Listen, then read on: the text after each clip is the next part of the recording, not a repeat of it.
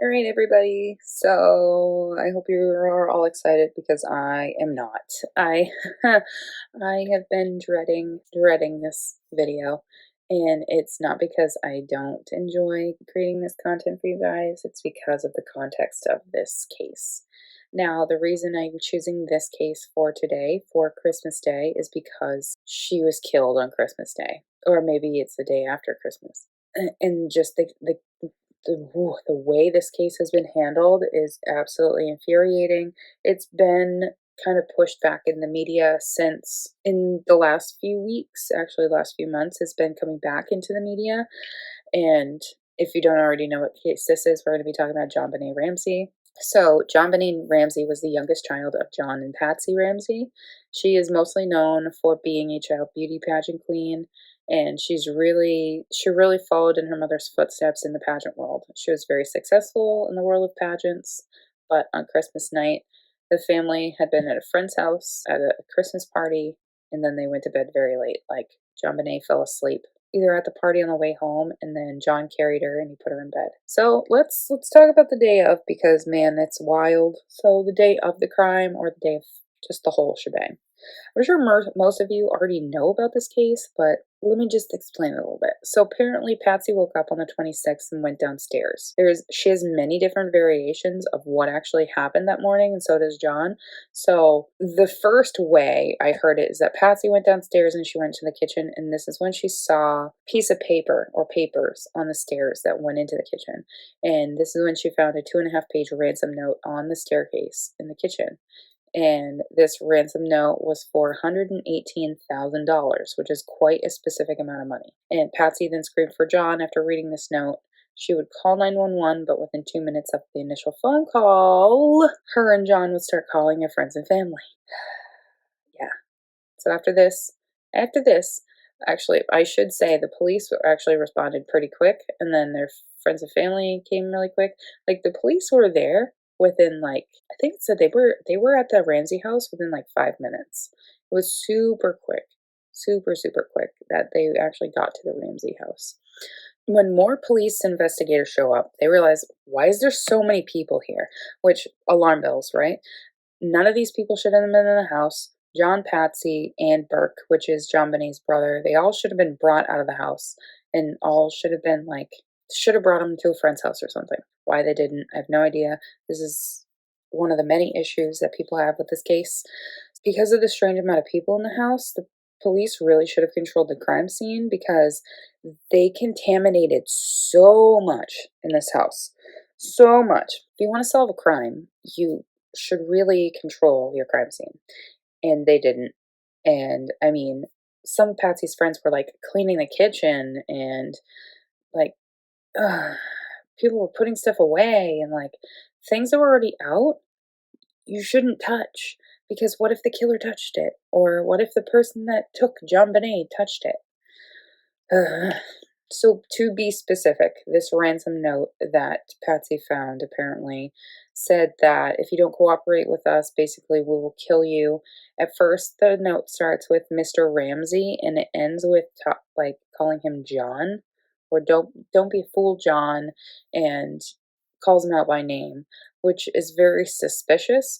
They also found a first draft of the ransom note as well, which was done on paper from Patty's notepad. So whoever did this actually practiced, because the first one was actually to Mr. and Mrs. Ramsey, and the second one was just to Mr. Ramsey. Kind of get more into that. Like I already mentioned, some of like Patsy's friends were cleaning, and some of them were just like walking around.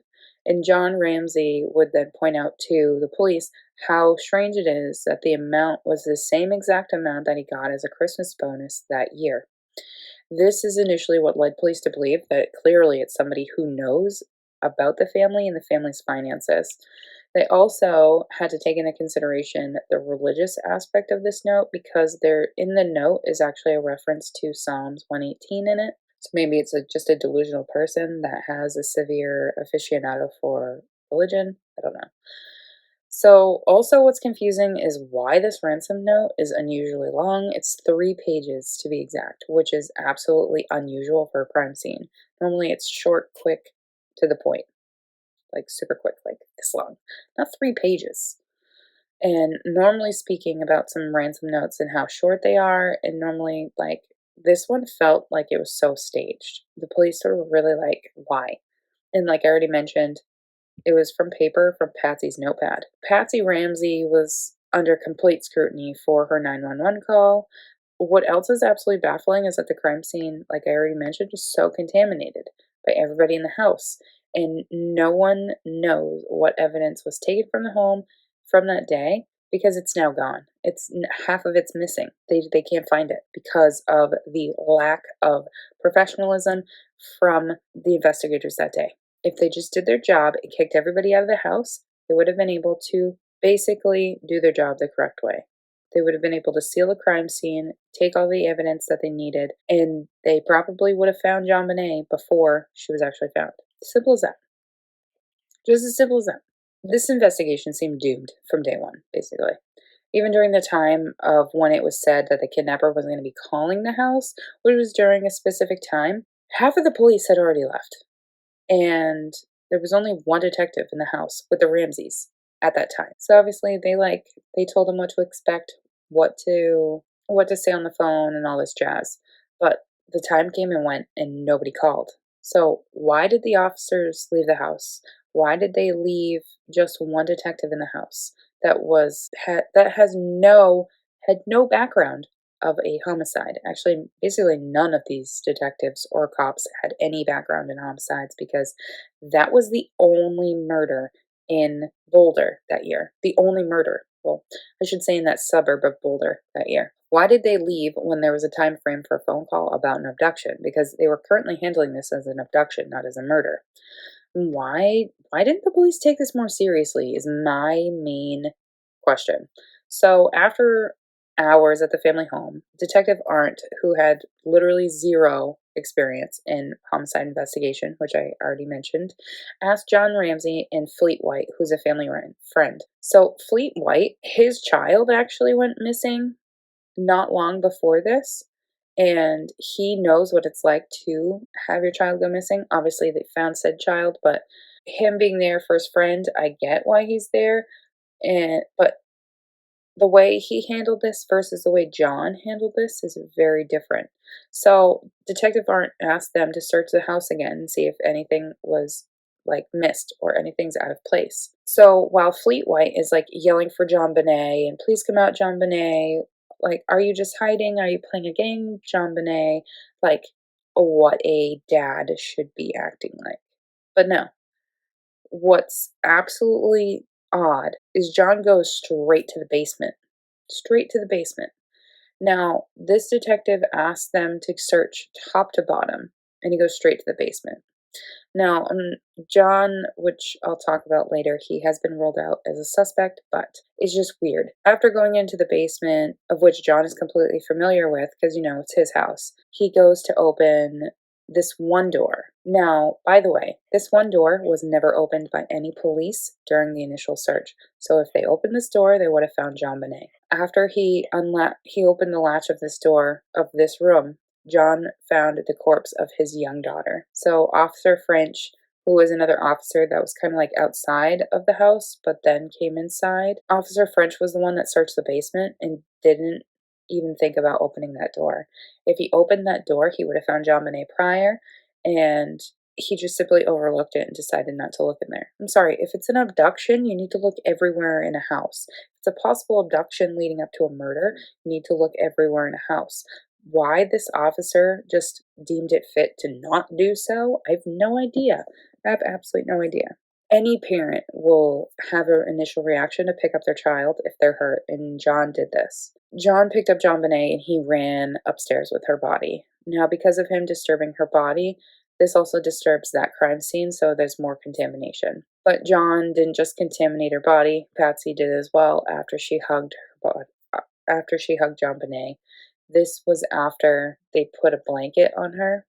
So John wanted to cover Jonbenet so Patsy couldn't see her because she was already in a state of shock and didn't want to cause any more of like a frenzy fear in her. What John did I'm not going to scrutinize him for it, because if something like that happened to my children, I would do the exact same. I would pick them up and I would hold them, because they're your babies.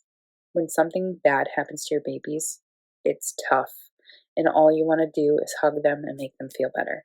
And that's what John wanted to do, is he wanted to hug her and make her feel better. So within minutes of finding the body, the minds of everyone was made up that it was her parents. Everybody was quick to assume that it was John and Patsy. So their questions were, how did John find her so fast? Why did he automatically go to the basement? Why did Detective Arndt tell him to search the house? So because the detectives were so quickly convinced that Patsy and John killed their daughter, they took samples of blood, hair, and handwriting samples from the Ramseys. They also interviewed both John and Patsy for more than 2 hours as a preliminary interview, but wouldn't be their official interview. So Burke, her brother, also would be interviewed, and this was within weeks after the death of his sister. So, but to me, I don't believe any of the Ramsey family is guilty, because there's quite a few people that believe they were guilty, and I don't think so. And I don't think they did this at all whatsoever. I don't think Burke had anything to do with it. I don't think Patsy or John had anything to do with it. No. I seriously think it's somebody, I personally think that it's somebody that works with or worked with John. So Jonbenet had sustained a blow to the head, which resulted in a fractured skull. She also had a garrote around her neck that was made from a nylon cord, and a broken handle of a paintbrush, which is what the garrote needed to, in fact, have pull factor to it. The other half of this brush was in Patsy's art supply container, which was near her. Now, there was pieces of Jonbenet's hair that was found in the nylon cord of the garrote as well. So her official cause of death is asphyxia by craniocerebral trauma. Now, craniocerebral trauma is a traumatic brain injury in which most likely stemmed from a blow to the head and caused a lack of oxygen to her brain. Now, it's more than likely that Jonbenet was living for about 4 to 5 minutes after being struck over the head, and then ultimately be considered brain dead. So this fracture of her skull was reported to be about 8.5 inches in length. She's a 6-year-old child. 8.5 inches is pretty big. 8.5 inches. Yeah, we're gonna say that's about 8.5 inches. That's a pretty big skull fracture. So whoever did it needed to use so much force. So her death was listed as a homicide. I will say there was no sign of rape, but sexual assault couldn't be ruled out.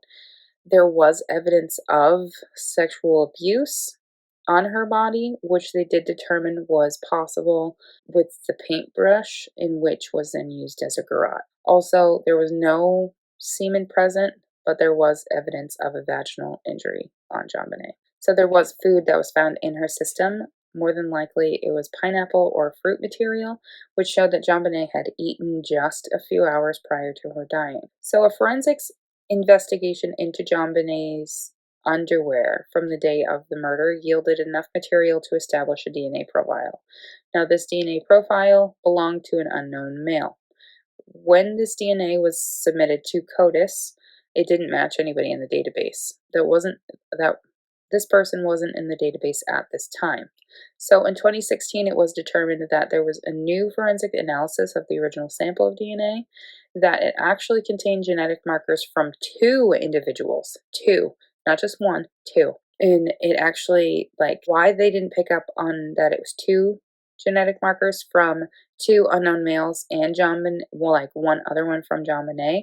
Is there 2 killers? Is there 1 killer? Is there a killer and then a tag along and then Jonbenet? A lead investigator for the district attorney said that they found traces of DNA, male DNA, on the cord and the paintbrush of the garrote, and that this was never formally announced to the public.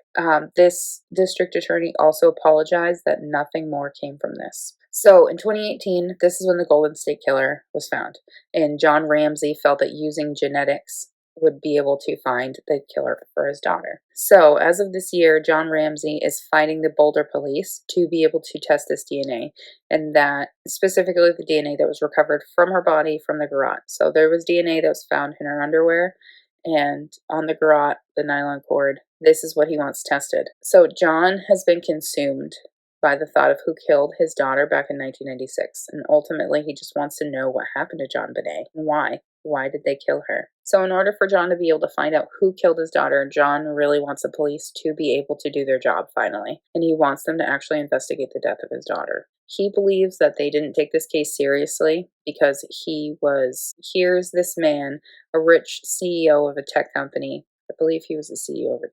Yeah, it was his tech company. They're in Boulder. His wife is a Southern belle, and she just is this fancy person that's dressed to the nines, and here's their beauty pageant daughter. Yeah, he felt that they didn't take it seriously. And also, why wouldn't Boulder ask for other well-rounded and more diverse detectives to help them in their investigation for this murder? Because I guess there were other authorities that told them, hey, we'll help you if you need help, and they refused. Why they would do that, I have no idea. So earlier this year, there was a father that claims the Boulder Police Department missed the opportunity to catch the possible killer of Jonbenet. So this man claims that on the evening of September 14th of 1997, a masked man wearing all black broke into his home and specifically snuck into his 12-year-old daughter's room.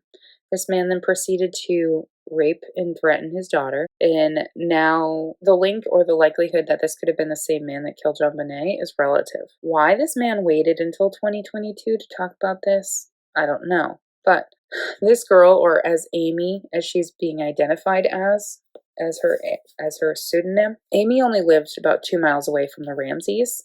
And she also went to the same dance studio as Jonbenet. She probably knew Jonbenet. So this dad also went on to report the same type of cigarette butts that were found, Camel Blue, which is the same type of cigarette butts that officers at the Jonbenet Ramsey crime scene also found outside of the Ramsey home. It was the smoking gun that this dad of Amy begged the police to investigate, but they just weren't interested. The exact words were that of dismissive and disinterested in the case of Amy, is what this father has alleged. There was an update by the Boulder Police on November 9th of this year, and they stated they were going to provide another update for the ongoing investigation. This update included the hope that the Boulder Police would be able to launch a new investigation into the killing of Jonbenet with using cold case investigators. So as of December 1st, John Ramsey sent a letter to the governor of Colorado, Jared Polis, to let a private company test the DNA evidence that was found on Jonbenet. So I'm guessing he would either want to send it to Parabon Nanolabs or to Othram. And in this letter, it talks about the ongoing faults with DNA testing and that there's also such a limited amount of DNA left in this case. Also in this letter, Mr. Ramsey speaks about how independent labs that use this type of technology on a daily basis have much better means to analyze and sequence DNA, and they would be able to reach this goal faster and reach the goal that everybody wants, which is to discover who in fact did kill his daughter. And this would finally solve this cold case. All they have to do is open their eyes and do Jonbenet justice, finally, and let her rest. There is quite a few suspects in this case. So obviously we have John, Patsy, and Burke. They were all ruled out via blood, DNA, and all that. We have a man named Gary Oliva. Yeah, Gary Oliva. He was a sex offender and a drifter in Boulder, Colorado, and at the time of the murder, he was living in the same area as the Ramseys on and off. Now, apparently and allegedly, he was found with a cutout of Jonbenet in his backpack, and this was after he was apprehended on drug charges in 2000. Now, even with this charge of suspicion was still high, he was investigated by a longtime PI that was hired by the Ramseys, and they dug into Oliva's past. Now, this was after Boulder PD failed to even remotely consider him a more viable suspect. So, an old high school friend of his said that apparently Oliva called him and confessed to him that he had hurt a little girl, and repeated, "I hurt a little girl." So this friend is Michael Vale, who also revealed that he was completely unsettled because the same style of garrote, specifically the knots used on this garrote, is the same exact style that Oliva used when he tried to choke Vale's mother with a telephone cord. So why they didn't put two and two together, I have no idea. it is also rumored that Oliva had, when he was arrested, he had a stun gun on him, which this is something that wasn't really talked about when they were talking about what happened to Jonbenet. There was marks on her that are marks like that of a stun gun. They are a specific distance apart from each other, and these marks were found on her back. So it is possible that she was hit with a stun gun. But all of its unfortunates of the suspect, he was ruled out via DNA testing, although he was recently charged with 2 counts of sexual exploitation of a child, and he also had CP on him. Michael Helgroth is our next suspect, and he actually worked in a nearby salvage yard. He was tied to the property because of a dispute that the Ramseys had prior to the death of Jonbenet. So, could motive behind the killing possibly be a dispute with the family? Could it also be the backbone to a revenge scheme that would make him want to kidnap Jonbenet? Unfortunately for us, we wouldn't know exactly because Michael Helgoth committed suicide just 2 days after the press conference in 1987 in which the Boulder Police admitted they were zeroing in on a suspect. But unfortunately, again, Helgoth was cleared by his death because of DNA. John Michael Carr confessed to the strangulation of Jonbenet and went into extreme graphic detail. So this was an out-of-nowhere confession in 2006. Apparently Carr was living large after she faced CP charges in the United States and was hiding out in Thailand until she was arrested. Who exactly was she? She was a school teacher. She reached out to a University of Colorado professor, Michael Tracy, via emails. And it said in these emails, it initially starts with them talking about a documentary that Tracy was making, and eventually the conversation changed. So her fascination with Jonbenet was coming through in these emails, specifically her sexual fascination of Jonbenet.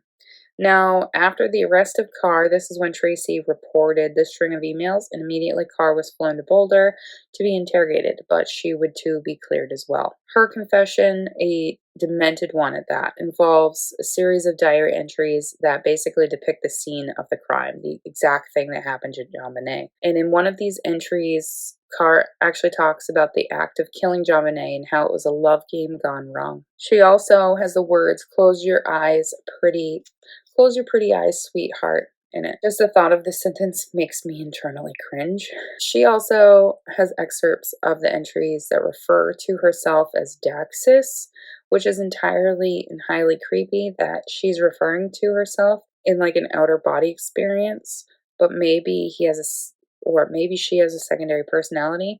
When you think about it, some of the most prolific serial killers or fascinating ones, mostly speaking, people refer to Ted Bundy. Ted Bundy, when he talked about his crimes, he talked about it in the third person and like talking about it as if it was somebody else that was committing these crimes. So this is exactly what she was doing. The same type of talking about oneself committing these crimes is an instant red flag in my book, but I digress. So after Carr's involvement became apparent in the media and how insistent she was with her involvement in the death of Jonbenet, this set off a frenzy and started such a media fiasco.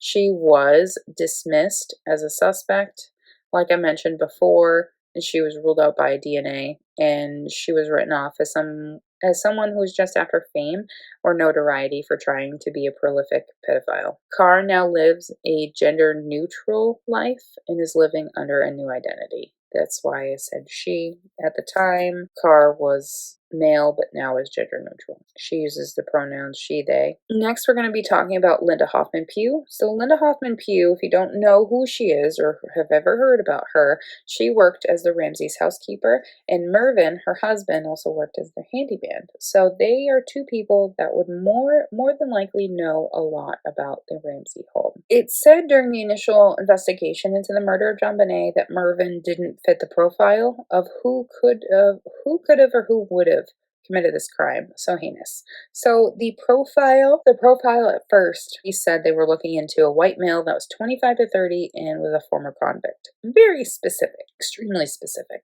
Such a clear and concise profile with particular insights into who could have done this. Right? But even with a super precise profile, this didn't hold Linda back from her suspicions that Patsy killed Jonbenet. So, with this suspicion, apparently, Patsy investigated Linda and realized that they were struggling for money. So, apparently, Linda had asked the Ramseys for loans of money, for which the family declined. And after this, they would then go to the Pugh's home on December 27th of 1986, and they then asked her to write the number 118,000 on a piece of paper. And after they asked her for her fingerprints and took several strands of her hair, Linda would testify in a grand jury hearing, which the grand jury hearing actually was about indicting John and Patsy for the murder of JonBenet. And this grand jury hearing spanned a total of 8 hours, and of which included a statement that she made against Patsy, and she believed that Patsy had multiple personalities. And she would often change from being cranky to being in a good mood. And she would also get into arguments with her daughter about friends coming over, about what JonBenet should wear, what she shouldn't wear, being a controlling mother. I understand it. I am that way with my children. Was Linda just pointing out an overly controlling parent, or was she pointing out the real issues that the Ramsey family had? There's also a theory called the Hoffman-Pugh theory that the trusted housekeeper led JonBenet down into the basement in an attempt to ploy her employers into giving her the ransom of $118,000, which is the bonus that John got for Christmas. And that is how they deduced the ransom amount. Obviously, other than the parents, these two would be extremely familiar with the family schedule, and it would make them a convenient suspect. They have never been formally accused of this crime, and everything against them is circumstantial, but they have been ruled out as suspects. So our final suspect that I'm going to be talking about is Bill Reynolds. Now, Bill Reynolds was a friend of the Ramseys, of which he dressed as Santa Claus a week before the murder at one of Patsy's famous Christmas get-togethers. So I guess Patsy was really known as being like the life of the party. She was the one that threw the ostentatious parties. She was really known for this. And Bill Reynolds dressed up as Santa Claus. Well, I guess it's rumored that he paid too much attention to JonBenet during these parties, and he arranged to have a special visit with her. Whatever they meant by that, I'm not sure.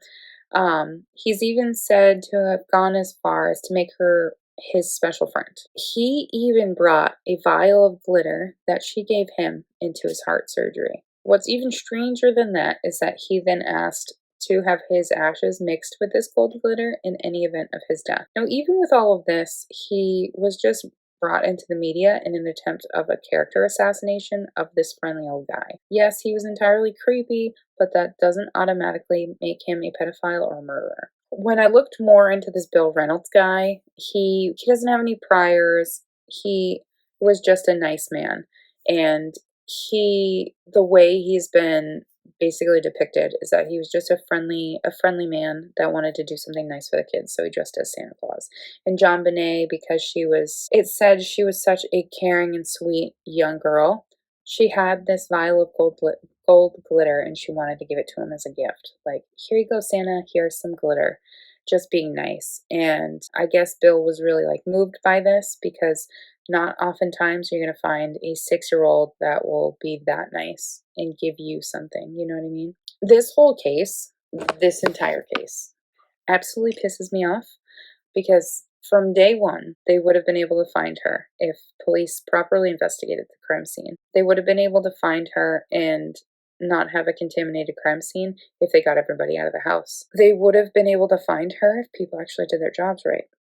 They would have been able to find her sooner. I believe that this case will be solved. There's just some very arrogant people that stand in the way of them being able to solve this.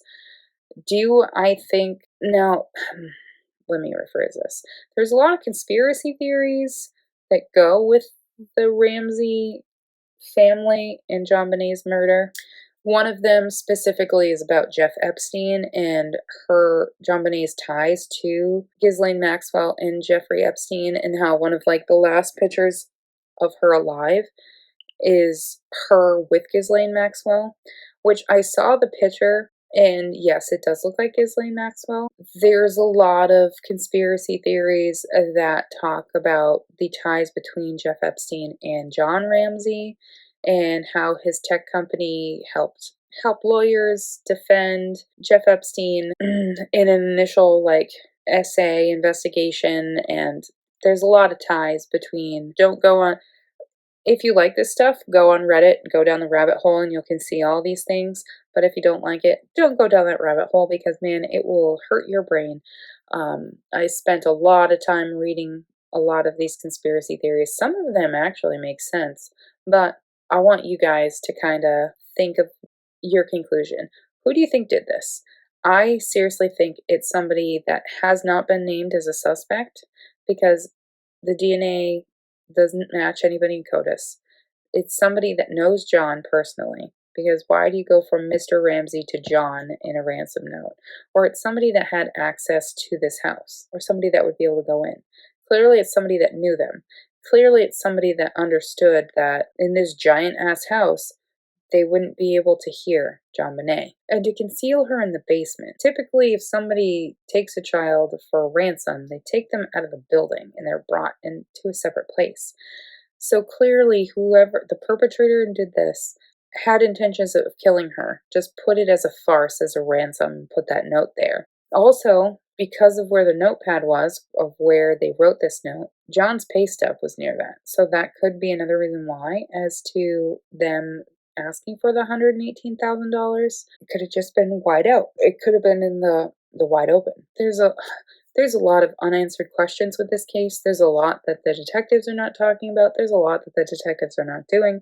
And there's a lot that needs to be done in this case. Do I believe that John and Patsy did this? No. Patsy, she has since died. She died from cancer. I believe it was back in 2006 that she passed away from cancer. She had already had cancer prior. And John and Burke is a very odd person, but he also defends basically his dad's thought of needing to solve this. So does Jonbenet's other siblings. Jonbenet has a few other siblings that were from her father's first marriage, and the whole family basically just want this murder solved. They want to know who killed little Jonbenet. So I know this was a long one. I wanted to make this a two-part video, but I just felt that I needed to get it all out, all in one video, especially for it being the anniversary of this case, because they determined she died on Christmas or in the early morning hours of the 26th. So it's basically the anniversary of her case. So what are your thoughts? Leave them in the comments down below. I would love to know. This year is the 26th anniversary of her death. For it being unsolved for that long is quite terrifying. I know there's many that have gone unsolved for many more years, but this case could have been solved if they asked for the right resources. So again, I say, what are your thoughts? Leave them in the comments down below. I would love to know, and I will see you guys in my next video. There might be a little break in videos, but I promise there will be another one before the new year. So I hope you guys have a great Christmas and be safe with your family.